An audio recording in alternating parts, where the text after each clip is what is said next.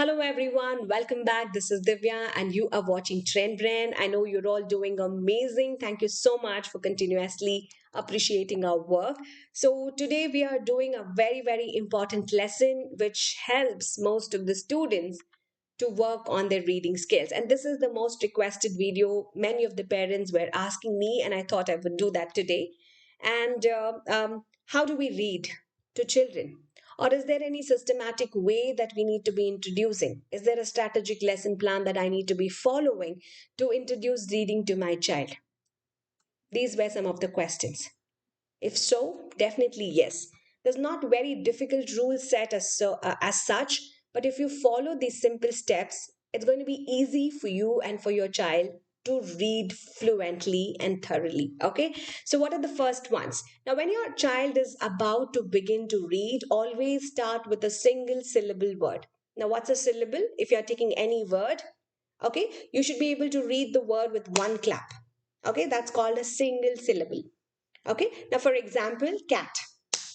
I do a tap and I say cat, car, mat, tie. Single syllable. When I say mixer, it's mix-er. Carpenter, carpenter. Helicopter, helicopter. So those are three syllables and four syllable words. So for all the emerging readers, you have to begin with single syllable words. Now, before we get started with reading the words, what's very important is when you're giving any word to the child should also be able to pronounce each letter separately. And how do they do that? And will my children be able to work with this? This is the first question that you will have to be, or the first point that you will have to be working with. Okay, make sure the child is able to pronounce each letter separately, like at. Okay, they might take a little time, that's absolutely fine. But there could be sometimes students who are reading it really quick. Okay, so they might read like at. They don't take much time. Sometimes we also see children do take a lot of while. Okay, they begin the word, but they're stuck in between. Don't you feel that way? Sometimes it does happen, right? So for me, I have observed this in my classes. My students read the words like this: k, t, or k, at. Okay, so they take a little while, but that's absolutely okay. But what should be our continuous focus is making sure your child is able to read the continuous word cat, cat. The child should be confident enough in reading the whole word as cat. So this is the first step. Start with the single syllable words. Give them the reading sequence, or how do they read it. Okay, and then slowly introduce blending these separate sounds so that they are able to make continuous words. The second important step when it comes down to reading is when we are reading, sometimes we encounter sight words, or we also call them as whole words. Okay, so explain to your students or children that these must be memorized or recognized.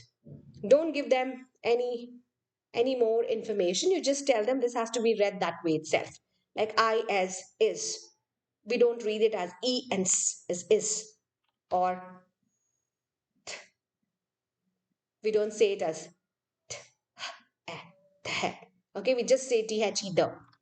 Ah, okay. Explain them that they need to be memorized. And that's the reason we call them as sight words. Okay. I'm using these three words because I'm going to be using the same three words in my story. Okay. I have picked up this example of cat because I'm going to be working on a story called Cat on a Mat. Okay. So since it's an 80 word family, I'm going to be choosing the words which is going to be relevant to the same story itself. And also, another important thing is like when children are reading, it's also important that we teach them about full stop. You don't have to wait till you introduce your grammar lessons. Okay, explain it to them that wherever they see a full stop or a period, that your child has to stop, take a breath, then start with the new sentence. Now, this is the rule that you're going to be telling them. Okay, then is what you pull out all the words that is going to appear in your story and list them out. You want to write it in a chart or write it in an A4 sheet, but write in bold font. So you want to make cards out of them or label, do whatever that you would prefer, okay, as per your activity time. So you do that, but you get all the words in one place. Okay, since I'm choosing 80 word family, I have words like this: cat, rat, fat, bat, mat. I would also have words which are frequently appearing in my story, the whole words or the sight words.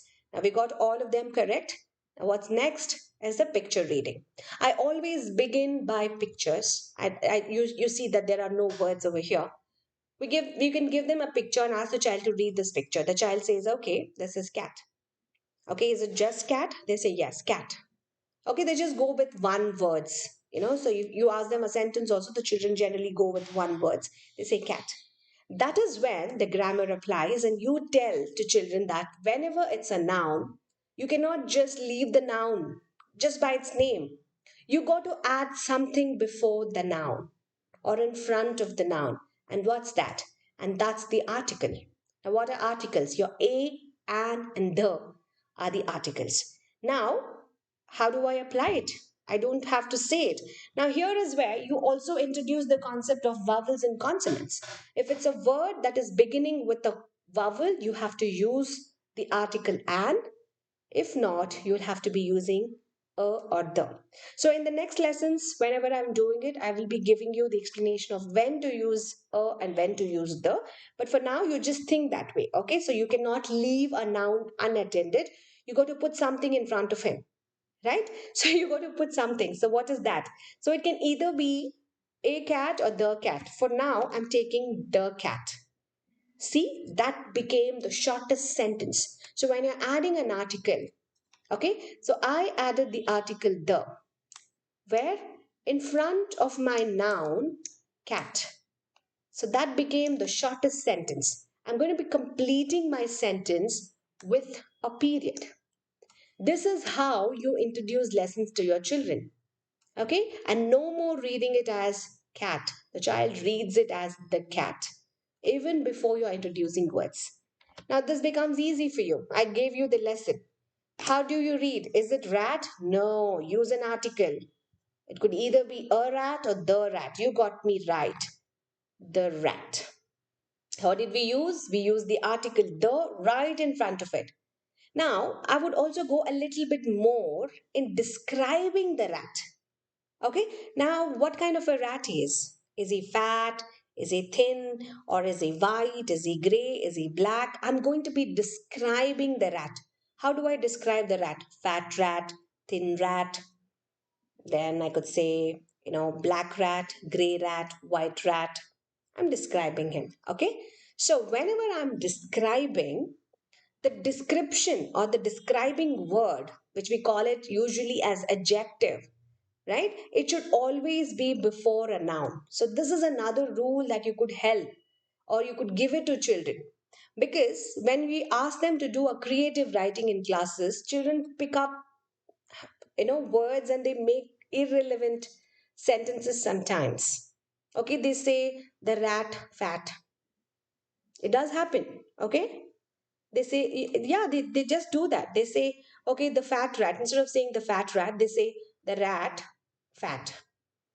There is no is, there's no proper grammar rules. So that's when you introduce the lesson saying an adjective or a describing word is always before a noun.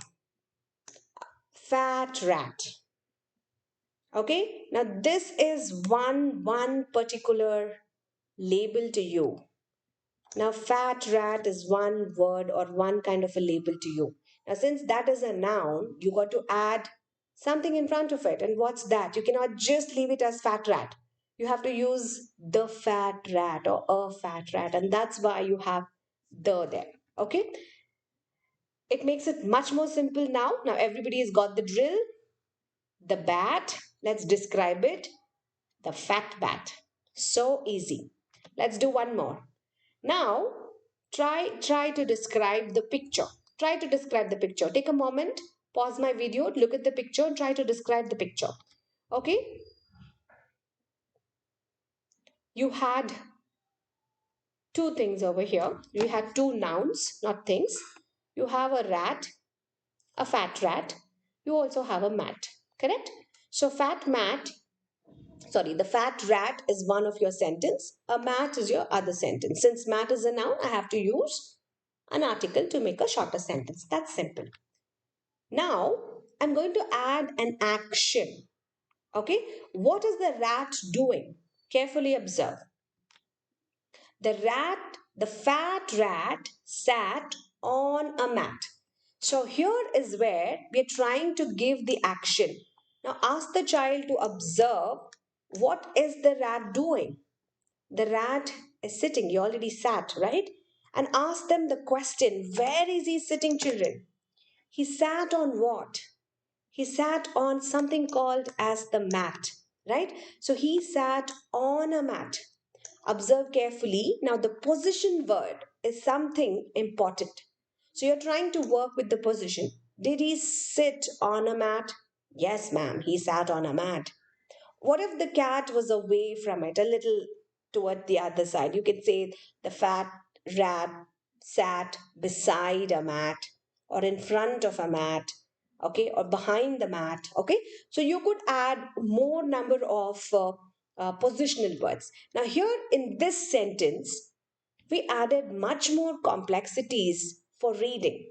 We added an action word sat, and we also added a positional word on. So, what does your action word mean? Your action word is nothing but your verb, right? It's an action, it's a verb. And on, since it's talking about the position, where is he sitting? It's called the preposition. See how beautifully you're bringing the grammar into your lessons, right? But the child is not aware about anything. We are not going to tell this is pronoun, sorry, this is adjective, this is noun, this is a verb. You don't have to tell that. But you make sure you have all these because it's going to be helpful for you to comprehend. So make sure your sentences, when you're giving it for your students, are filled with or enriched with proper function of words, I could say. Okay, so the fat rat sat on a mat. Now take a look at this picture. We're going to have some more, context to the reading. The bat and the fat rat sat on a cat. Now, here, if you closely observe, I have two different sentences. Okay, say for example, if I've got the choice to cut this entire sentence into multiple parts, I'll cut over here, I'll cut this, I'll cut here, I'll cut this, and I'll cut this. So that means how many different parts that I get? The bat is one, and is one. The fat rat is another label. Sat is another one. On is a different label. And then a cat. So this is a different label altogether. So I cut them into multiple pieces. Now what I'm trying to say is we are going to join some of the sentences. See, the bat is the shortest sentence, right? The fat rat is another shorter sentence. Now, when I'm going to combine two sentences together, that is when I would use something called as my conjunction. Correct? So that is when I use my conjunction. That's my and. Now, see, this small statement has so many things in it. It has an article, it has a noun, it has a conjunction, again an article, it has an adjective, it has a verb, it has a positional word on, right? See the usage of the proper grammar over here in this sentence. This is what I want each one of you all to have it in your lessons because your child is going to amazingly learn everything and is able to relate it to it. Okay, the bat and the fat rat sat on a cat. It might be a little difficult for them to read such a longer sentence, but they would overcome it. Okay, so when they are not able to read such a longer sentence, you can close the other part of the sentence, let them read like the way that I have blocked. You can also do that, and you could give it to your child. Okay, so that was one. Now let's read another sentence. The cat sat on a mat. It's very simple. So he sat on a mat. He looks happy. Okay. The fat cat sat on a mat. That's correct, right? So he sat on a mat. So that's a simple sentence that you have it. Now, what after the reading the entire thing that you'll have to do is now you can put all these sentences together. Ask the child to read one time, two time, three time to understand it. Okay, they have understood the story. They are able to fluently read it. Now it's time to comprehend.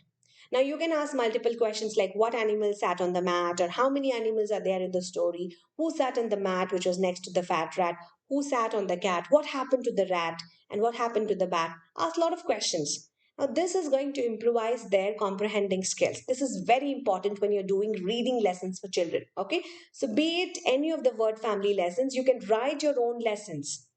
And I'm very sure that it's going to be very easy for you. In case if you have any doubt, you can Google for any of the phonetic stories. You'll get a lot of stories. You can make your own lessons, take a new notebook and have a reading session for your child, and you can work.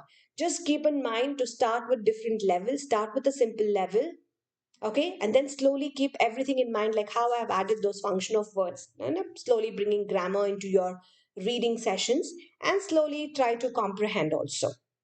You could also work with activities like, giving them fill in the blanks. You give them a search hunt bar. Okay, so these are the words like rat, mat, bat, rat, cat. I've given some words, and you can give them fill in the blanks like the fat dash sat on a dash. Now the child will have to recollect the story, and they should be able to write it. So as simple as that. Okay, so these activities are totally dependent on you and the level at which your child is able to read and complete it. Okay, so if you're following these steps every day, it's going to be really helpful for you to read, or you introduce reading lessons for your child. Okay, so that is one thing.